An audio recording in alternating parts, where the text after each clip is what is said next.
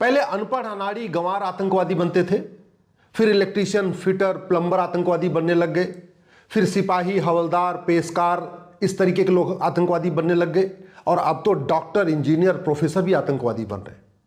लोग डरे हुए हैं कि कल को बस का ड्राइवर अगर वो जिहादी निकला, उसकी मानसिकता जिहादी निकली, तो पूरे बस को ले जाके वो तो नदी में गिरा देगा, एक्सीडेंट कर देगा।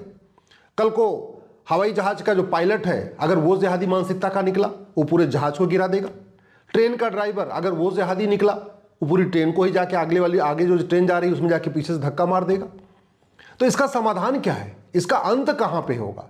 आखिर सरकार को क्या करना चाहिए, समाज को क्या करना चाहिए? तो समाज तो जाग चुका है, समाज को सब समझ में आ चुका है कि समस्या क्या है, मूल कारण क्या है, अस्थायी समाधान क्या है।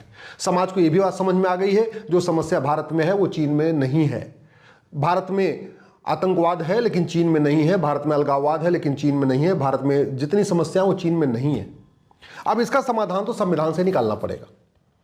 कहते नहीं, किसी बीमारी को रोकने के लिए पहले वैक्सीन दी जाती है, अगर वैक्सीन लेने के बाद भी अगर बीमारी हो रही है तो दवा और इंजेक्शन दिया जाता है।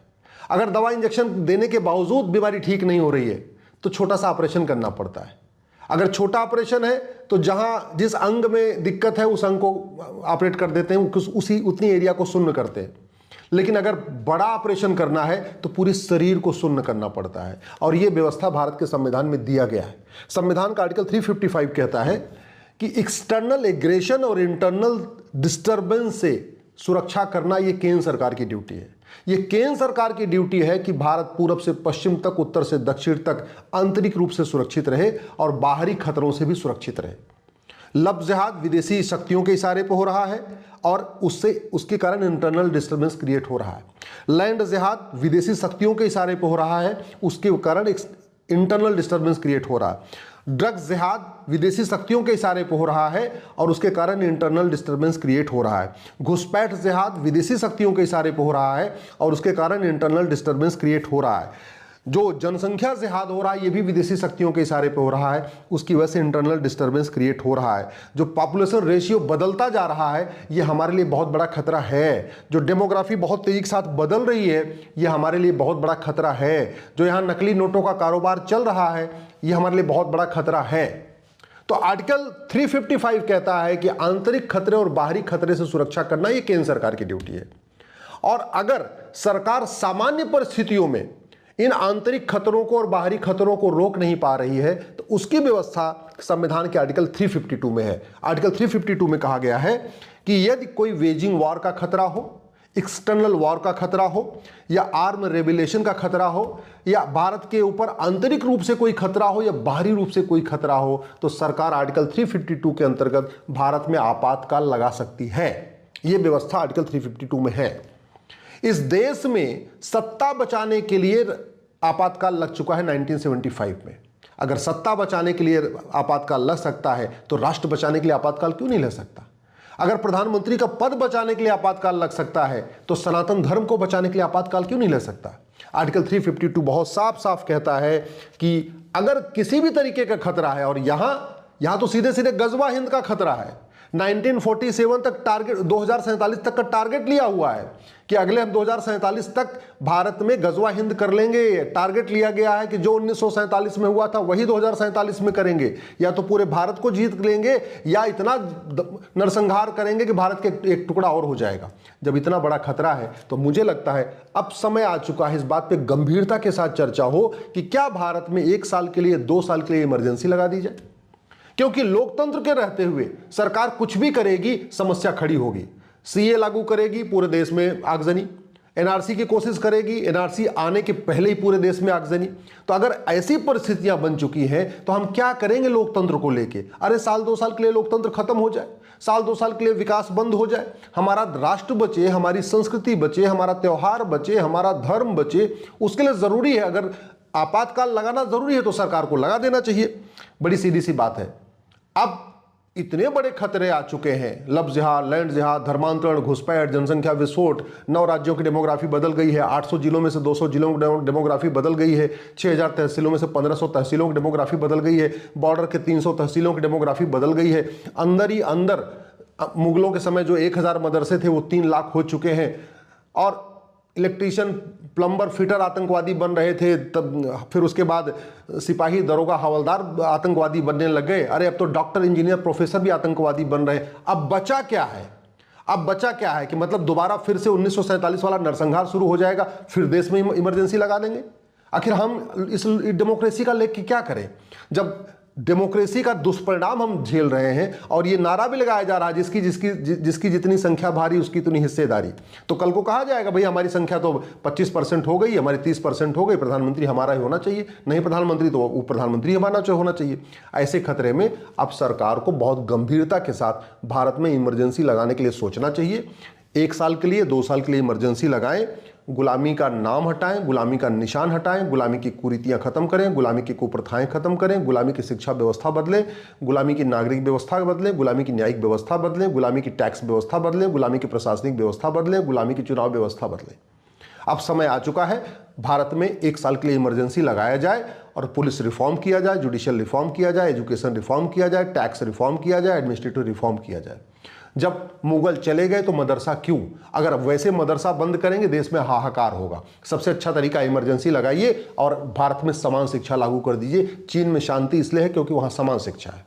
अब समय, अगर सारे जितने पर्सनल लॉ दुनिया भर के चल रहे हैं अगर इनको हटाएंगे, यूनिफॉर्म सिविल कोड लागू करेंगे, फिर हंगामा होगा। बेटर होगा इमरजेंसी लगाइए, देश में यूनिफॉर्म सिविल कोड लागू करिए, इमरजेंसी लगाइए, लफ्ज़ जिहाद के खिलाफ कठोर कानून बनाइए, इमरजेंसी लगाइए, धर्मांतरण के खिलाफ कठोर कानून बनाइए, इमरजेंसी लगाइए, जनसंख्या नियंत्रण कानून बनाइए और उसमें प्रोविजन कर दीजिए जो हम दो हमारे दो नहीं मानेगा उसकी नागरिकता खत्म हो जाएगी। क्या मजाल किसी की भारत में कोई कुछ कर ले, और देश इसके लिए तैयार हो चुका है। आप इमरजेंसी लगाइए, उसके बाद घुसपैठिए अपने आप भाग जाएंगे, मैं गारंटी ले रहा हूं। जब ये SIR करने से घुसपैठिए भाग सकते हैं तो जिस दिन इमरजेंसी लग जाएगी और घुसपैठियों के मदद करने वालों को 10 से 20 साल की सजा देने का कानून बन जाएगा, मैं गारंटी के साथ कहता हूं 90% घुसपैठिए अपने आप भाग जाएंगे, NRC की जरूरत नहीं पड़ेगी। 90% फर्जी वोटर अपने आप भाग जाएंगे, SIR की जरूरत नहीं पड़ेगी। और अगर और ज्यादा दिक्कत आ रही है तो किसान से सीखिए।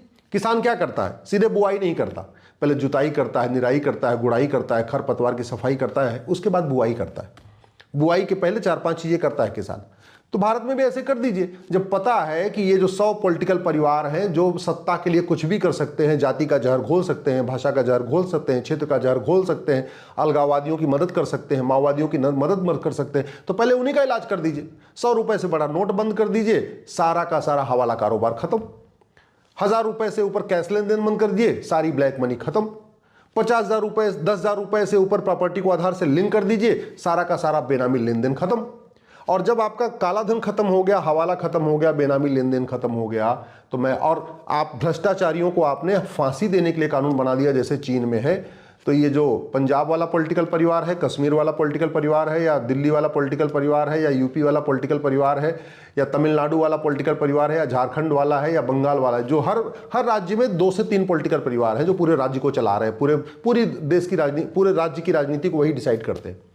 टोटल मिला के भारत में 100 पॉलिटिकल परिवार है। जिस दिन भ्रष्टाचारियों का narco polygraph brain mapping test करने, 100% प्रॉपर्टी जब्त करने, नागरिकता खत्म करने और फांसी देने के लिए कानून बन जाएगा, ये सारे के सारे पॉलिटिकल परिवार या तो कुछ कनाडा भाग जाएंगे, कुछ ऑस्ट्रेलिया भाग जाएंगे, कुछ लंदन भाग जाएंगे, कुछ अमेरिका भाग जाएंगे। सबने अपना अपना जुगाड़ किया हुआ है। कुछ लोगों ने अपना थाईलैंड में व्यवस्था कर रखी है, सबने अपनी व्यवस्था कर रखी है, कुछ इटली भाग जाएंगे।